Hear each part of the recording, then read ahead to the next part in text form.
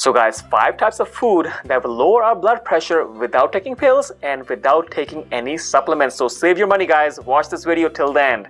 Now let's get right into this. My name's Dr. Khan. Let's get going. Number 1 is going to be low glycemic index foods. What is a glycemic index? So glycemic index is just a measure of how much a food actually raises your sugar levels in your body.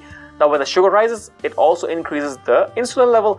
Now we have to eat foods that actually do not raise your sugar levels high. I'm going to talk about towards the end in this video the types of food you should be eating, plant-based as well as animal products that you can eat that do not raise your sugar levels high. So this is going to be number 1. Number 2 is going to be high potassium foods, foods that are rich in potassium. People talk about sodium, but they always forget about potassium. If you have a low potassium level, then if your blood pressure is high, just supplementing or eating foods that are good in potassium, good amount in potassium, will actually help lower your blood pressure. Now keep in mind that this is without supplementation. I don't want you to be supplementing. This video is about naturally treating our blood pressure. I'm going to talk about at the end what high potassium foods you should be eating. Number 3 is going to be high fiber foods. Multiple studies have shown that high fiber diets actually lower high blood pressure, and this has been noted in different types of studies, including observational studies. Now another mechanism that high fiber foods lower our blood pressure is that they increase the sensitivity of our body to insulin. That basically means that we will have less insulin in our body. When we have less insulin in our body, your blood pressure will also be lower. Now number 4 is going to be high magnesium foods. Now magnesium is an electrolyte that people also forget about, just like potassium, and you cannot forget about magnesium because magnesium is good for actually headaches, good for muscle cramping, good for so many different types of things. So make sure your magnesium is not low. I'm going to be mentioning the foods that you should be eating to raise your magnesium level, guys. And then number 5 is going to be calcium rich foods. Now this is calcium rich foods. This is not calcium supplements. I don't want people to be going out and buying supplements of calcium.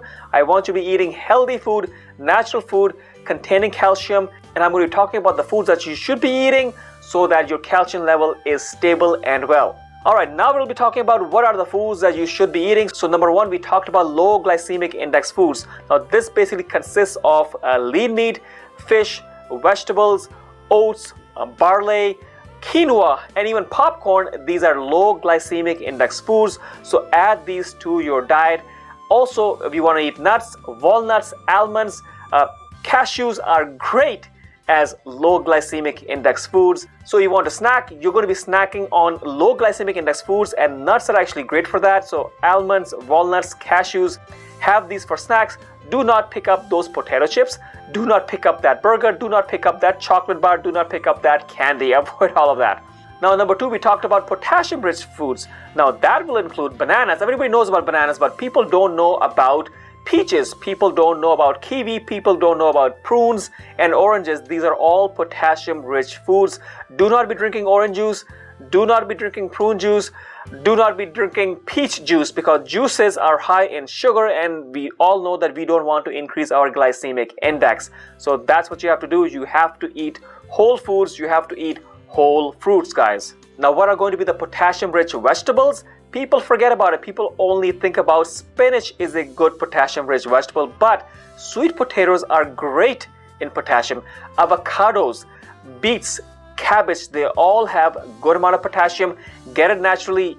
Do not be supplementing, because the more natural you eat, the better your body will be, and much less chance that if you do have some type of kidney disease or heart disease, high potassium may cause you some problems. So in this situation, always eat natural. You cannot have a too high potassium, you cannot have too low potassium. It has to be just right, and that can be obtained by eating naturally. Now then I mentioned high calcium foods, okay? I don't want you to be supplementing with calcium. I want you to eat foods that are good for you. Lean meats are great. Then if you are vegetarian, white beans, spinach is great. Tofu, chia seeds are great as calcium rich foods. Now guys, there you have it. You can control your blood pressure. Make sure you're eating the right type of foods. Do not be eating junk foods. And again guys, I always mention in my videos that do not be eating bad fats and bad carbohydrates at the same time. For example, pizza, it has bad fats and it has bad carbohydrates. Burgers, cheeseburgers, hamburgers, they are not good because they have bad fats as well as bad carbohydrates in one setting. So don't be doing that. So guys, I want to talk about this, how you can naturally control your blood pressure by just choosing what foods you are going to be eating. This is going to be a wholesome meal for you. Anyways, let me know if you tried any of these type of foods, and have you measured any of your electrolytes.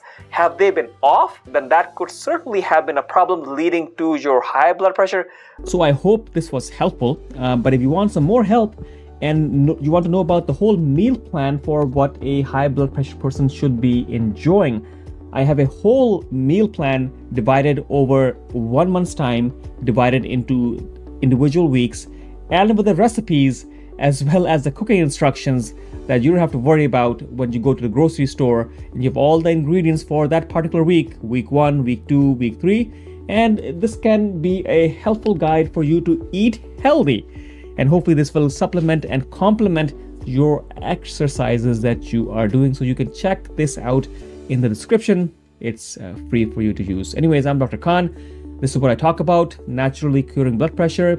You like this? Then stick around, subscribe to the channel, and watch this video. I believe you will definitely like this for helping control your blood pressure as well. Thank you so much. Bye-bye.